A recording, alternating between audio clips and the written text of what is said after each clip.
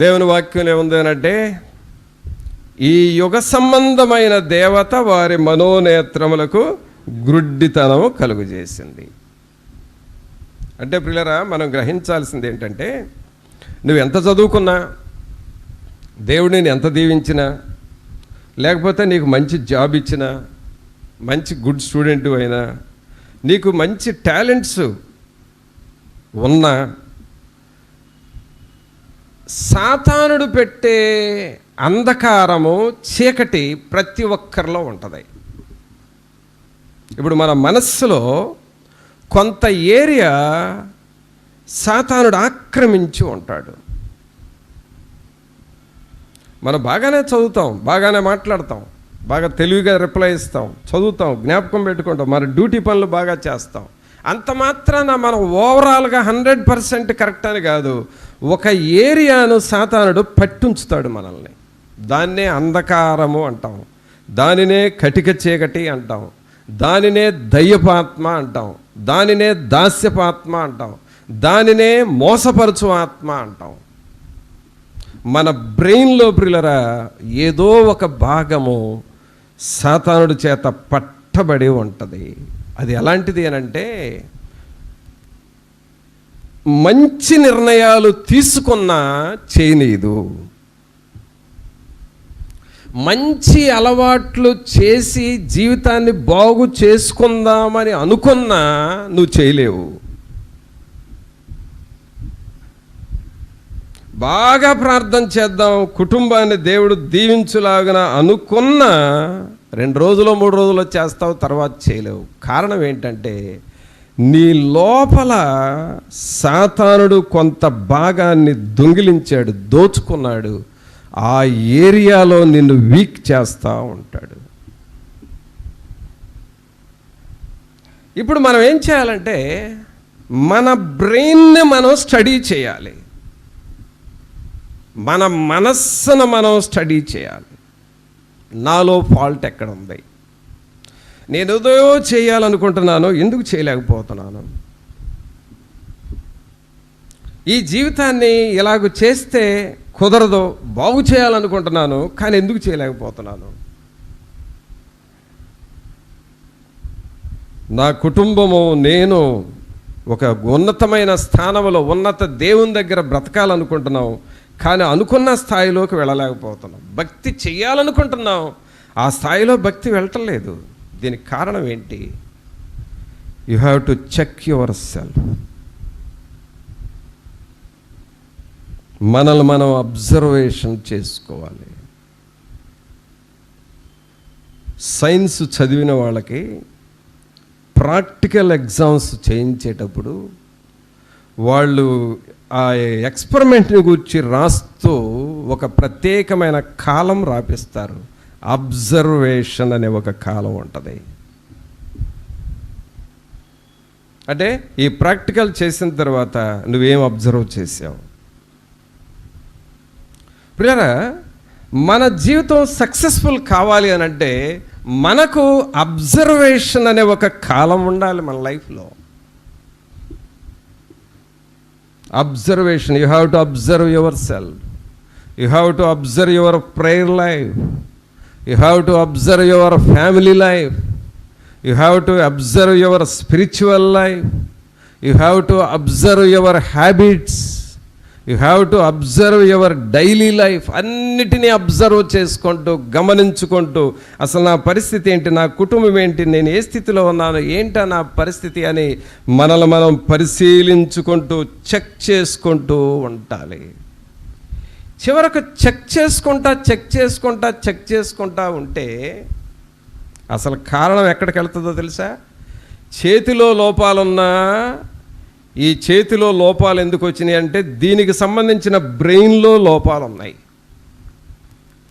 నీ కాలులో ఏదన్నా లోపం జరిగింది అని అనుకుంటే ఆ కాలులో లోపం ఎక్కడి నుంచి వచ్చిందా అని చూస్తే దీనికి కనెక్షన్ ఇచ్చే బ్రెయిన్లో లోపం ఉంది.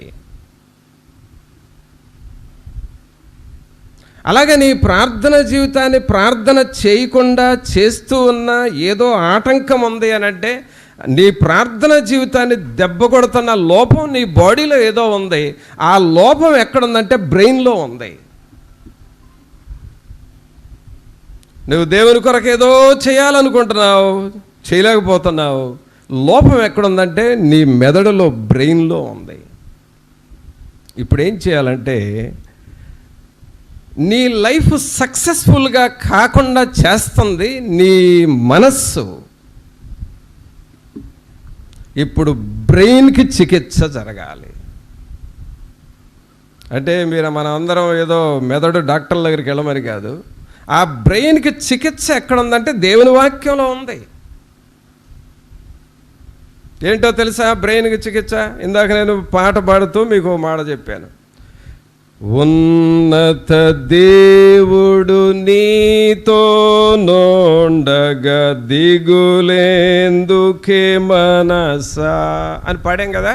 అంటే నీకు దిగులుగా ఉంది అని అంటే బ్రెయిన్లో ఉంది దిగులు.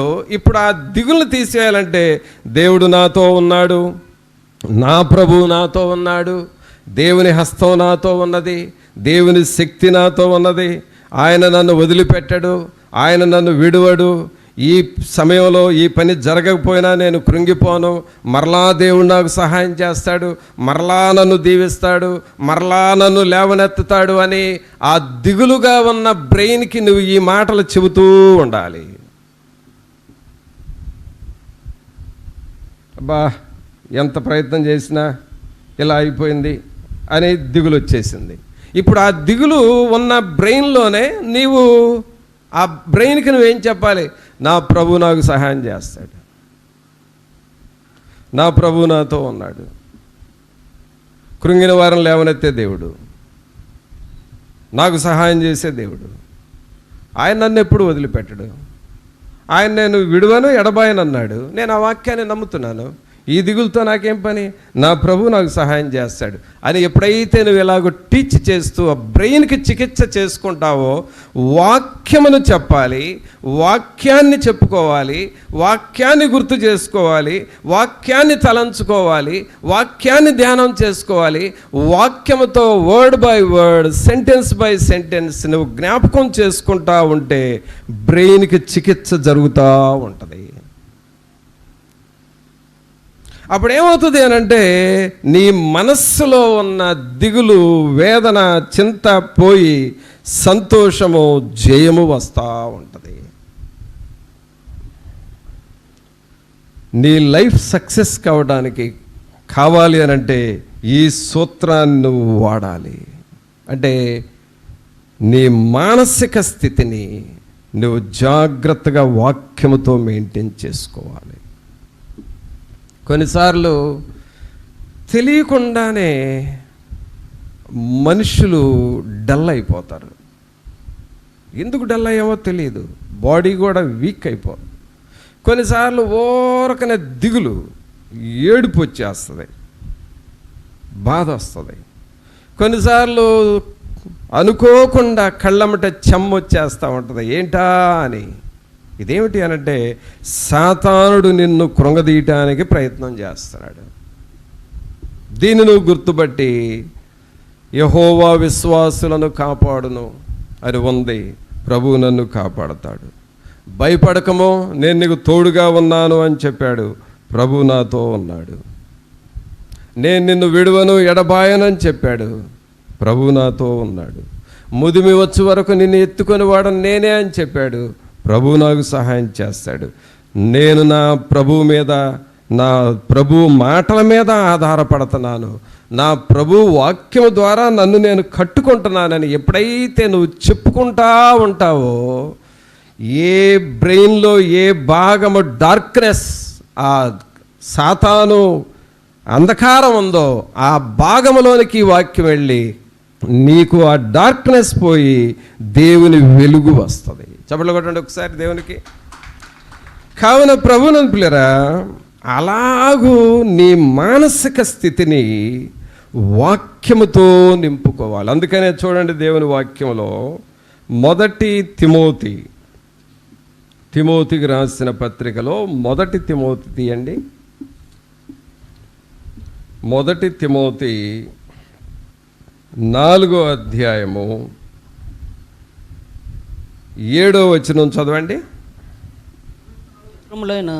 అపవిత్రములైన ముసలమ్మ ముచ్చటలను విసర్జించి దేవభక్తి విషయములో నీకు నీవే సాధకము చేసుకొనుము.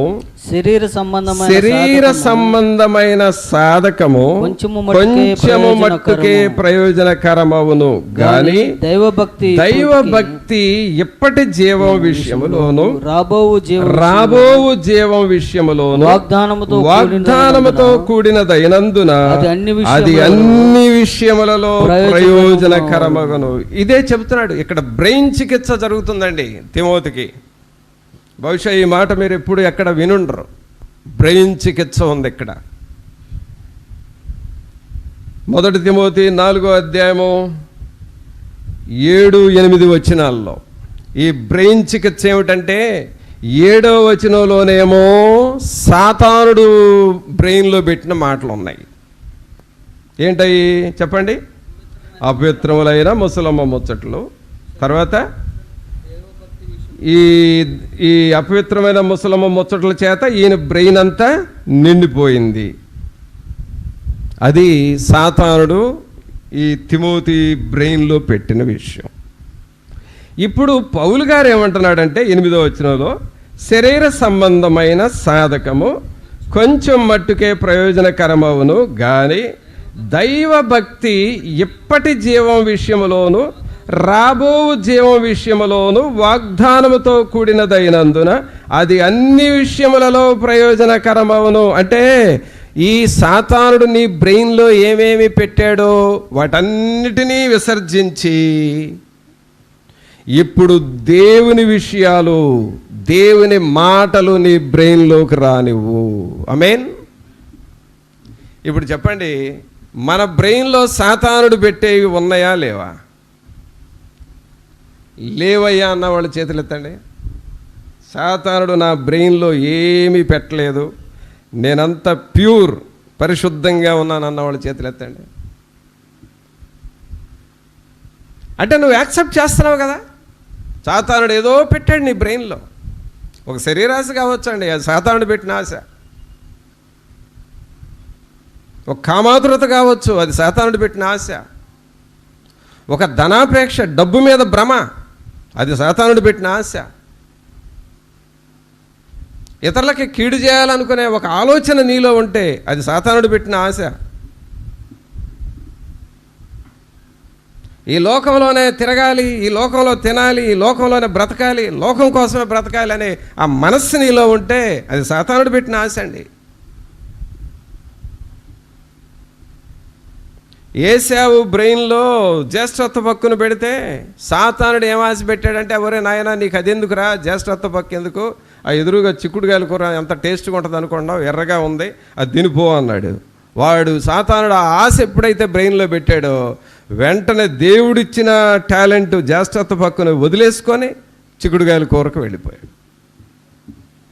అంటే ప్రియులారా, జీవితము సక్సెస్ఫుల్గా మారాలి అని అంటే సాతానుడు నీలో ఏం పెట్టాడో గ్రహించుకొని, ఇదిగో తిమోతికి పౌలు గారు చెబుతున్నాడే, విశ్వాస సంబంధమైన వాటిని నీవు సాధకము చేసుకో.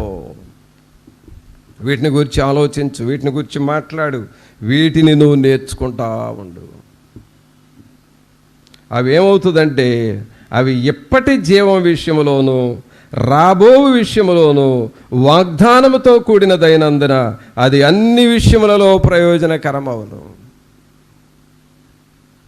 అంటే దేవుని విషయాల్ని నీ మనసులో పెట్టుకుంటా ఉంటే నీ లైఫ్ సక్సెస్ అవుతుంది. అది మన డైలీ లైఫ్లో 2 పనులు ఒకేసారి చేయాల్సి వస్తే దేవుని పనిని నువ్వు సెలెక్ట్ చేసుకోవాలి. ఒకసారి ఫ్రెండ్స్ ఏదో ఫంక్షన్కి రమ్మని పిలిచారు, అదే టైంలో మన సంఘం ద్వారా ప్రార్థన జరుగుతుందని వచ్చింది. 2 ఒకే టైము, వాటిల్లో ఏదో ఒకటి డిసైడ్ చేసుకోవాలి. ఆ టైంలో నువ్వు దేవుని పన్నే సెలెక్ట్ చేసుకోవాలి.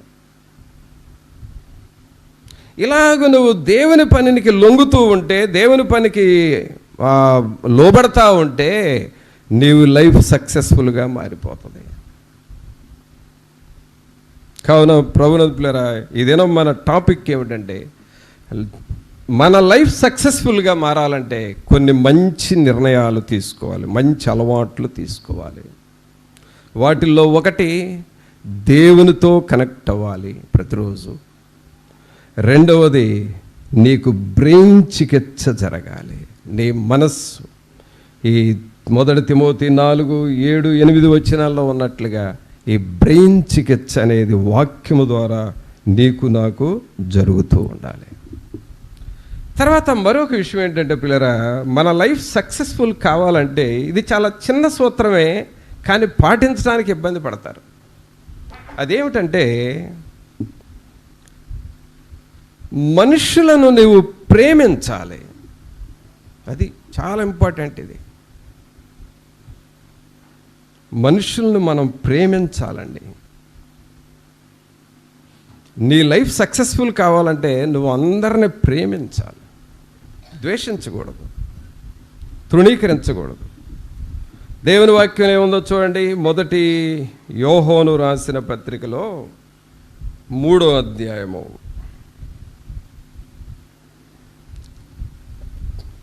14వ వచనం చదవండి. మనము సహోదరులను ప్రేమించుచున్నాము మరణములో నుండి గనుక మరణములో నుండి జీవములోనికి దాటి ఉన్నామని ఎరుగుదము. ప్రేమ లేనివాడు మరణమందు నిలిచి ఉన్నాడు. తన సహోదరుని ద్వేషించువాడు నరహంతకుడు.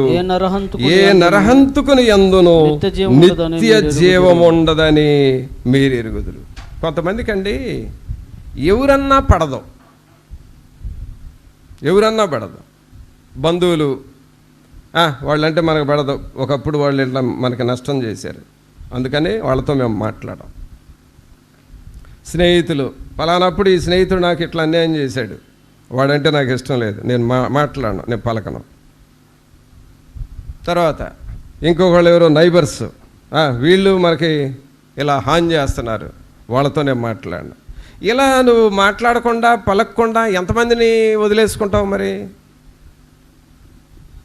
ఎంతమందిని వదిలేసుకుంటావు? ఎంతమందిని ద్వేషిస్తావు? ఎంతమందిని నువ్వు శత్రువులుగా చేసుకుంటావు? ఎంతమందిని ప్రేమించకుండా ద్వేషిస్తూ ఉంటావు? ఇక్కడ వాక్యం ఏం చదివావు? నీ సహోదరుని నువ్వు ద్వేషిస్తున్నావు అంటే ప్రేమ అతనిలో లేదు, అతడు నరహంతకుడు అని ఉంది. ఇప్పుడు దేవుని ప్రేమ లేకపోతే నీ లైఫ్ చివరికి ఫైనల్గా ఓడిపోద్ది, డిఫీటెడ్ లైఫ్ అయిపోద్ది. అందుకనే నువ్వు ప్రేమించాలి. యేసుక్రీస్తు ప్రభు అందరినీ ప్రేమించినట్లుగా. యోసేపు మరి అన్నలు నష్టం చేశారు, అన్నల ద్వారా ఆయనకి ఎన్నో శోధనలు వచ్చినాయి, అయినా కూడా యోసేపు తన అన్నలను ప్రేమించినట్లుగా. స్తెఫను మీద రాళ్ళు వేసినప్పుడు ఈ సహోదరుల మీద ఈ నింద మోపకు ప్రభువా అని ఆ రాళ్ళు వేసిన వాళ్ళ మీద స్తెఫను ప్రేమించి ప్రార్థన చేసినట్లుగా మనము ఇతరులను ప్రేమించే స్థాయిలోనికి రావాలి.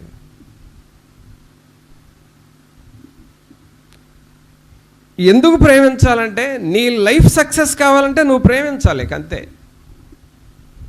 కానీ ఇది కొంచెం ఇబ్బందేనండి మనుషులకి, ప్రాక్టికల్గా కొంచెం ఇబ్బంది. మనకు నష్టం చేశాడు కాబట్టి ద్వేషించటం, వాళ్ళ మీద 4 లేనిపోయిన నిందలేయటం అదొకటి వచ్చు మనకి. దానివల్ల మన లైఫ్ వెనక్కిపోతుంది, ఇండైరెక్ట్గా మనం వెనక్కి వెళ్ళిపోతున్నాం లైఫ్లో, అది తెలియట్లేదు. నీవు దేవుణ్ణి ప్రేమించినట్లుగా సహోదరులను ప్రేమించు, సంఘస్థులను ప్రేమించు, తోటి సోదరులను ప్రేమించు, వారి కొరకు నువ్వు ప్రార్థన చేయి, వారిని ప్రేమించడం నేర్చుకో. మనం ఎప్పుడైతే మనుషులను ప్రేమించే వారముగా ఉంటామో నీ లైఫ్ సక్సెస్ అవుతుంది. ఇది గొప్ప సీక్రెట్ అండి. ఇది మదర్ తెరిసా లైఫ్ సక్సెస్ అవడానికి కారణం ప్రేమ, అంతే. ఆమె అందరినీ ప్రేమించింది, దేవుని ప్రేమించింది, మనుషుల్ని ప్రేమించింది. ఆ ప్రేమతో ఆమె జీవితాన్ని మెయింటైన్ చేసుకుంది కాబట్టి, సాధకం చేసుకుంది కాబట్టి ఆమె లైఫ్ సక్సెస్ అయింది ఫైనల్గా. కావున ప్రభునందులరా, మన లైఫ్ సక్సెస్ కావడానికి కొన్ని మంచి నిర్ణయాలు ఇవి. మనం వింటున్న మెసేజ్ ఓ మంచి నిర్ణయాలు తీసుకునే మెసేజ్. అందువలన మనం ఈ మంచి నిర్ణయాలు తీసుకుంటున్నామా? ఆల్రెడీ మన మనసులో కొంతమంది మీద ద్వేషం ఉంటుందండి. మన మనసులో కొంతమంది అనగానే వాళ్ళ పేర్లు చెప్పగానే కొంచెం ఎలర్జీగా ఫీల్ అవుతూ ఉంటాం. అంటే వాళ్ళంటే ఇష్టం లేదు మనకి. కానీ అలాగ ద్వేషించడం ద్వారా నీ లైఫ్ వెనక్కిపోతుంది. వారిని ప్రేమించు, వారి కొరకు ప్రార్థన చేయి, వారికి దేవుని గురించి చెబుతూ ఉండు. నీ ప్రేమను, మన ప్రేమను మనం వారికి చూపించాలి.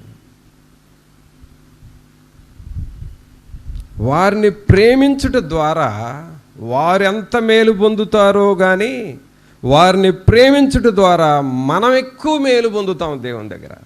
అర్థమైందండి పాయింట్? క్యాచ్ చేశారా? కొంచెం హార్డ్ ఈరోజు మెసేజ్. అసలు మనం ఇతరులను ప్రేమించుట ద్వారా వాళ్ళు ఎంత మేలు పొందుతారో మనకు పెద్దగా తెలియదు, కానీ వారిని ప్రేమించుట ద్వారా ఎక్కువ మేలు పొందేది ఎవరో? మనం మేలు పొందుతాం. మరి ఇప్పుడు మనం ఎక్కువ మేలు పొందడానికి ప్రేమించడానికి ఏమైంది? అది పిల్లరా. ఇక ఫైనల్గా ఇంకొక సూత్రం, ఒక మంచి నిర్ణయం. నీ లైఫ్ సక్సెస్ఫుల్ కావాలంటే ఒక మంచి నిర్ణయం. అదేమిటి అనంటే, understand the word and receive the word. అంటే దేవుని వాక్యాన్ని నువ్వు అర్థం చేసుకోవాలి, ఆ వాక్యములో నుండి నువ్వు రిసీవ్ చేసుకోవాలి. అంటే ఉదాహరణకి మీకు సింపుల్గా అర్థం అవడం కోసం, ఎండాకాలం కొబ్బరికాయలు వాడతారు. ఏది? కోకోనట్స్, కొబ్బరికాయలు వాడతాం, నీళ్ళకాయలు. ఒక కొబ్బరికాయ పట్టుకుంటావు నీ చేత్తో, ఆ గ్రీన్గా ఉన్న బరువైన భాగాన్ని పట్టుకుంటావు. కానీ ఆ గ్రీన్గా ఉన్న కొబ్బరికాయ మొత్తం నీ లోపలికి వెళ్ళదు. జస్ట్ లోపల ఉన్న నీళ్ళు వరకు లోపలికి వెళతాయి, కాయని వదిలేస్తాం కదా.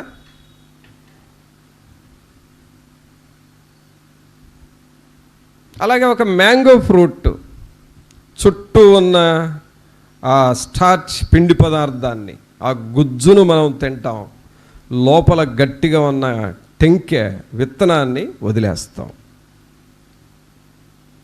ఇది ఎందుకు కంపేర్ చేస్తున్నారంటే, దేవుని వాక్యములో ప్రియులరా చాలామంది మంచి భక్తులు ఉన్నారు.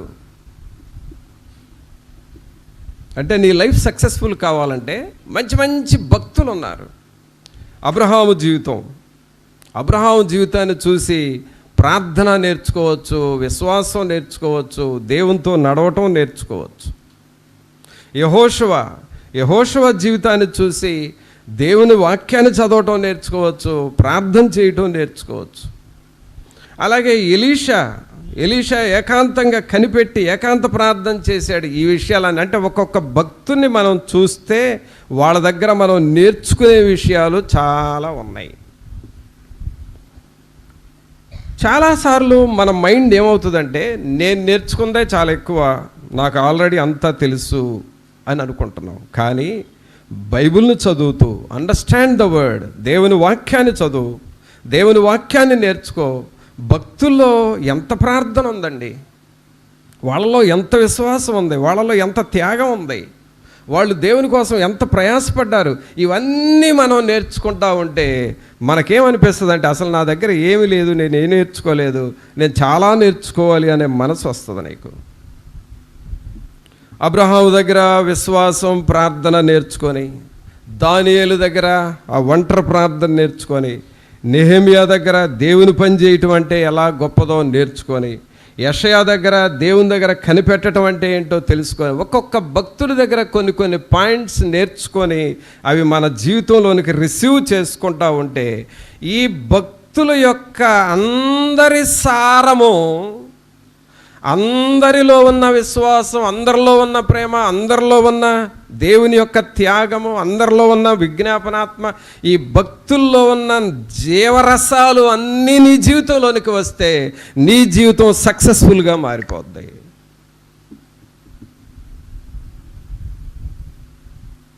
అందుకని understand the word and receive the word. ఇవి చేసే వాళ్ళకి ఇక పిచ్చి కబుర్లు చెప్పే టైం ఉంటుందండి అసలు. ఇవి చేయని వాళ్ళకి ఉంటుంది టైం, ఇవి చేసేవాళ్ళకి అసలు అనవసరంగా మాట్లాడే టైం ఉండదు. ఇక ఇలా చేయగా చేయగా చేయగా పిల్లరా, పౌలు గారు గొప్పవాడయ్యాడు, తిమోతి గొప్పవాడయ్యాడు, దావీదు గొప్పవాడయ్యాడు, అబ్రహాము గొప్పవాడయ్యాడు. మరి పారిపోయిన యోనా కూడా చివరికి దేవునికి లోబడినందువల్ల ఆయన గొప్ప ప్రవక్తగా మారిపోయాడు. అందుకనే కొన్ని మంచి నిర్ణయాలు మనం తీసుకోవాలి. ఒకే ఒక జీవితం, ఈ జీవితంలో నీకు ఎన్ని సంవత్సరాలు ఉందో నీకు తెలియదు, నాకు తెలియదు. నీకు ఇంకా ఎన్ని సంవత్సరాలు మిగిలి ఉందని క్వశ్చన్ వేస్తే నీ దగ్గర ఆన్సర్ లేదు. మరి నీ లైఫ్ సక్సెస్ఫుల్గా మారడానికి ఏం చేస్తున్నావు? ఎలాంటి నిర్ణయాలు తీసుకుంటున్నావు? అందుకనే మొదటి వాక్యం మనం ఒక్కసారి చూసి క్లోజ్ చేసుకుందాం. సామెతల గ్రంథము 8వ అధ్యాయము 34వ వచనం. అనుదినము నా గడప యొద్ద కనిపెట్టుకుని నా ద్వారబంధముల యొద్ద కాచు నా ఉపదేశము వినువారు ధన్యులు. అలాగూ దేవునితో కనెక్ట్ అవ్వటం నేర్చుకొని వాక్యానుసారముగా మనం ముందుకు వెళదాం. పైకి లేపేది, వృద్ధి చేసేది, ఘనతనిచ్చేది దేవుడు. అలాగూ మనం దేవుని వైపు మనం చూసినప్పుడు మన లైఫ్ సక్సెస్ఫుల్గా మారుతుంది. ప్రార్థన చేసుకుందాం. ఒక్క నిమిషం అందరము తలలు వంచి ప్రభు సన్నిధిలో మన హృదయాలను మనం పరీక్షించుకుంటూ, అవును ప్రభా, వాక్యానుసారమైన జీవితాన్ని మేము కలిగి ఉండాలి ప్రభా. మా జీవితము సక్సెస్ఫుల్గా మారాలి అనంటే ఒక మంచి అలవాటు లేక ఒక మంచి నిర్ణయం మేము తీసుకోవాలి కదా. ఈ మంచి నిర్ణయాలు తీసుకొని అలాగూ మేము చేస్తే అద్భుతముగా మా జీవితాలు మారుస్తారు. మేము ప్రస్తుతానికి ఏ స్థితిలో ఉన్నా రాబోయే కాలంలో ఉన్నత స్థితిలోనికి మమ్మల్ని తీసుకొని వెళతారయ్యా. అలాగూ మా జీవితాలను మమ్మల్ని మేము లోతుగా పరీక్షించుకొని మీ యొద్దకు మేము వెళ్ళాలి ప్రభా. మాలో బ్రెయిన్ చికిత్స జరగాలని కూడా విన్నామయ్యా. సహజంగా దిగులు పడే మనసు, సహజంగా కృంగిపోయే మనసు, సహజముగా అవిశ్వాసముతో మాట్లాడే మనసు అయ్యా మాది. ఆ ప్లేస్లోనికి విశ్వాసం పంపాలి. అదే స్థలంలోనికి, ఆ బ్రెయిన్లోనికే దేవుని వాక్యం మేము పంపాలయ్యా. విశ్వాస సంబంధమైన వాటిని మేము సాధకము చేసుకోవాలి. అప్పుడే మాకు జయం వస్తుంది, మేము సక్సెస్ఫుల్గా మారతాము. దేవా, మమ్మలను కరుణించండి అని ప్రార్థన చేస్తావా? పరిశుద్ధుడైన మా ప్రభువా, మీకు స్తోత్రాలు, మీకు వందనాలు చెల్లిస్తూ ఉన్నాము. ఈ ప్రియబిడ్డలందరినీ మీరు దర్శించండి. మీ దయగలిగిన హస్తమును ప్రతి ఒక్కరితో ఉంచండి. మీతో మేము కనెక్ట్ అవ్వాలని విన్నాము. అలాగే మేము ఇతరులను ప్రేమించాలని విన్నాము. మా మానసిక స్థితిలో విశ్వాసం ఉండాలని విన్నాము. అలాగే ప్రభా, మీ భక్తుల దగ్గర వాక్యములో నుండి మేము నేర్చుకొని వాటిని రిసీవ్ చేసుకోవాలని విన్నాము. ఈ మంచి నిర్ణయాలు మేము తీసుకుంటున్నామా? ఈ మంచి అలవాట్లు మేము చేసుకుంటున్నామా? ఇవైతే ఎప్పుడైతే మేము ప్రాక్టీస్ చేస్తామో, దానియేలు వర్ధిల్లినట్లుగా, యోసేపు వర్ధిల్లినట్లుగా మా జీవితాల్ని, మా కుటుంబాలను వర్ధిల్లునట్లుగా చేసే దేవుడు అయ్యా. మీకు స్తోత్రాలు, వందనాలు. ఈ ప్రియులైన వారిని అందరిని మీరు దర్శించి వీరాత్మలతో మీరు ఉండి ఇంకను నడిపించి బలపరచమని, ఈ వాక్యము ద్వారా వీరందరూ ఒక మంచి నిర్ణయానికి రావాలి.